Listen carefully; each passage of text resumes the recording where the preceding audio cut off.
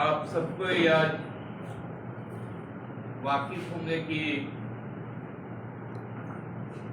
पूर्व में हमारे जो प्रमुख राजनीतिक प्रतिद्वंदी दल है भारतीय जनता पार्टी का, उनका एक समारोह आयोजित।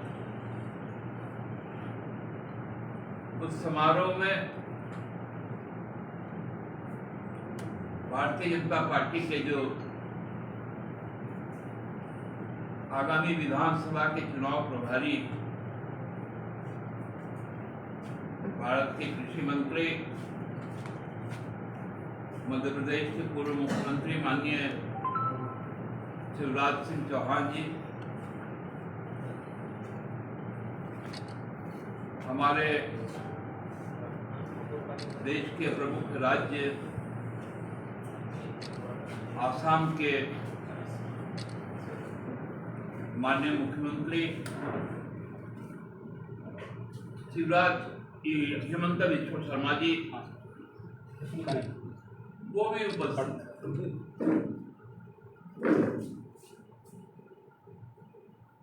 हमें लगता था कि ये आयोजन कुछ राजनीतिक संदेश के लिए हो, लेकिन विगत 3-4 दिनों से हमको लगता है कि भारतीय जनता पार्टी राजनीतिक तौर पे हमसे मुकाबले के लिए अब तैयार है।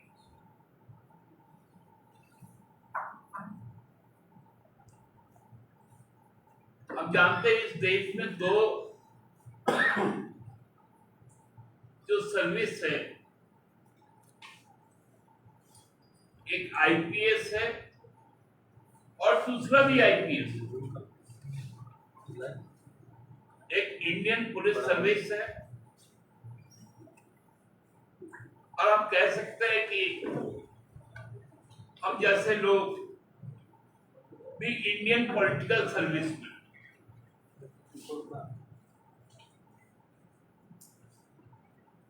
हमारी परीक्षाएं के शेड्यूल तय नहीं होते, हमें रोज परीक्षा देना पड़ता है। हमारे जो शेड्यूल है वो जनाकांक्षा है, राज्य हित है, देश हित है, नौजवानों के सवाल है, किसान मजदूरों के सवाल है, महिलाओं का सम्मान और उनके आत्मनिर्भरता का है, स्वास्थ्य का है, बच्चों का शिक्षा का है और समाज से जुड़े हर मुद्दे के साथ हमारा दैनंदिन एक वास्ता रहता है। जो समाज नीति, जो राजनीति होती है, उसको हम तय करते हैं। लेकिन चूंकि समाज को बांटकर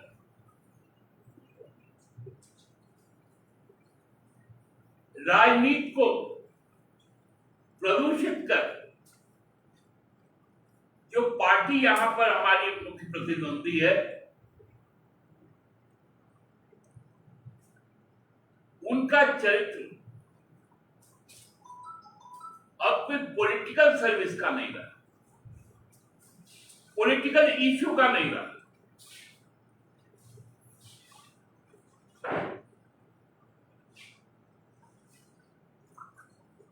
बंगला में एक कहावत, ठाकुर घरे के आमी तो कला खाई नहीं, मतलब जिसको हम लोग बोलचाल के भाषा में कह सकते कि चोर के दाढ़ी में तिनका। मतलब सवाल पूछा गया बच्चों से, क्योंकि जो हमारा ठाकुर घर है उसमें फल प्रसाद वगैरह रहता है, तो जैसे माँ या दादी पूछती है कि वहां कौन था, तो जो वहां से कुछ चोरी करके खाया वो सबसे पहले घर में आवाज देता है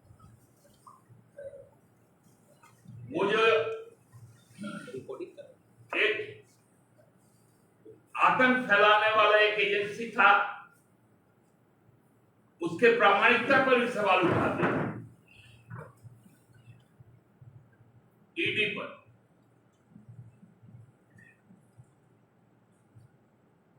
तो वो सब भी अब समाप्त होते जा रहे हैं और पुनः लोगों के साथ अपने किए गए वादे, उनके लिए किए गए प्रयासों के साथ सरकार फिर से आपके द्वार जा रही है, आपकी योजनाओं को लेकर जा रही है। पहली बार पूरे देश में महिलाओं को परिवार प्रति नहीं, प्रति महिला को 21 साल से ही जीवन पर्यंत उनको एक सहायता राशि, संवर्धन राशि दी जा रही है।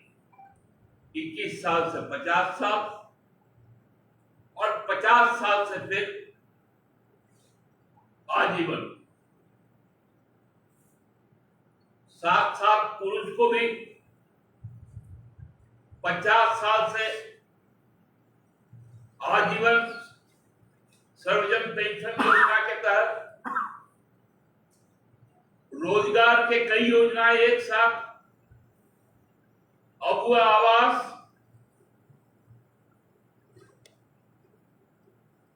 बच्चों की पढ़ाई, विदेशों तक में मुफ्त पढ़ाई,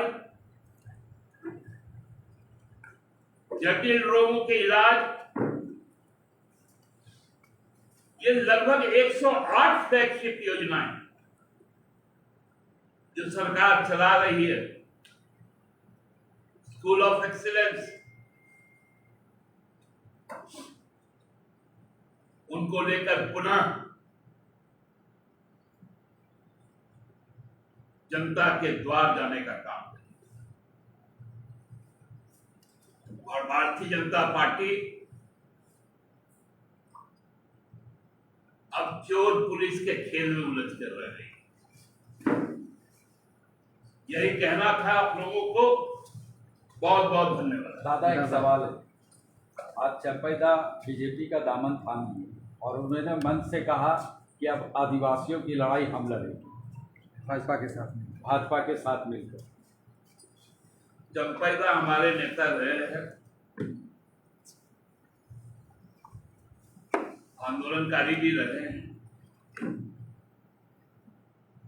उनको पूर्ण मान सम्मान और उनका नेतृत्व हम लोगों ने स्वीकार किया है। अब वो जहां कहीं भी गए, उनके लिए उनको बहुत बहुत शुभकामना।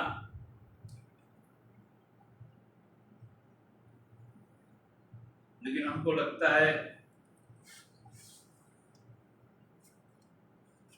कि इससे हमको तो नहीं, भाजपा को बहुत बड़ा उसमें हलचल देखना को मिलेगा। दादा, 2-3 सवाल रह गया। एक तो समझ में नहीं आया, जेएमएम दुखी है चंपई के जाने से या जासूसी का आरोप लगने से या मिला क्या, किससे, किस चीज से ज्यादा व्यतीत है? देखिए, चंपैदा ने भी कहा कि वो दुखी हैं, बिल्कुल। और परिवार का यदि कोई भी सदस्य, किसी भी स्तर का सदस्य यदि परिवार को त्यागता है तो स्वाभाविक रूप से मन व्यथित होता है। एक नॉन पॉलिटिकल सवाल है।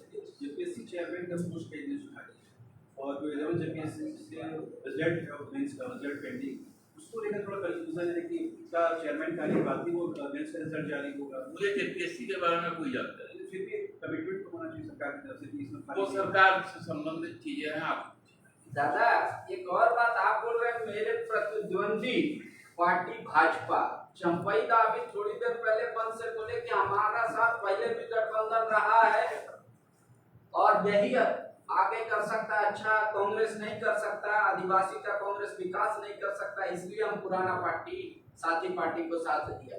पांडे जी, सब सवाल ही आज के लिए नहीं है, आगामी दिनों में आपकी भी पत्रकारिता कायम रहे, इसकी मुझे बहुत गंभीर रूप से चिंता है। चलिए, झारखंडियों की बात चंपैदा कर रहे हैं, उनकी लड़ाई लड़ने की बात कर रहे हैं, लेकिन उनके भाषण के बाद जय श्री राम का नारा है, तो झारखंडियों के ऊपर कैसा इसका असर? देखिए, वो अब आप लोग बाहर का खाल निकालिएगा तो हम जवाब देने को तैयार हैं। अच्छा, एक आखिरी कमेंट चाहेंगे, पार्टी के तरफ से क्या संदेश देंगे चंपई दा को? पुराने साथी रहे, नए घर में। आपने सुना नहीं है, मैंने उन्हें शुभकामनाएं दी हैं, प्रणाम कहा। पार्टी को क्या नुकसान हो रहा है उनके जाने से, जेएमएम को? देखिए, पार्टी समूह होती है और आप लोग तो जानते ही है कि हम लोग जल जंगल जमीन के लोग, झामुमो जो है ना, उसकी जो जड़ें हैं वो बांस का जड़, बांस को कभी भी आप जड़ से नहीं उखाड़ सकते। एक बांस काटिएगा, बगल से दूसरा बांस उग जाएगा। इसलिए जो मूलवासी आदिवासी है, वो जितना बांस की खेती समझते हैं, तो वो उतना ही झारखंड मुक्ति मोर्चा की समझते हैं। दादा रामदास सोरेन जी आज मंत्री पद का शपथ ले लिए, क्या जेएमएम ने कोल्हान से नया टाइगर छोड़ दिया है? ये आप लोग शब्द कहाँ से निकाल देते, टाइगर लायन, बाद में किसी को कुछ बोल दीजिएगा, हम लोग का मुझसे किसी को कुछ बोलवा दीजिएगा, वैसा होता है। तो रामदास सोरेन जो आज किए हैं कोल्हान, ठीक है, वैक्यूम था, वैक्यूम भरा गया, वैक्यूम कभी होता नहीं। ठीक है दादा, धन्यवाद।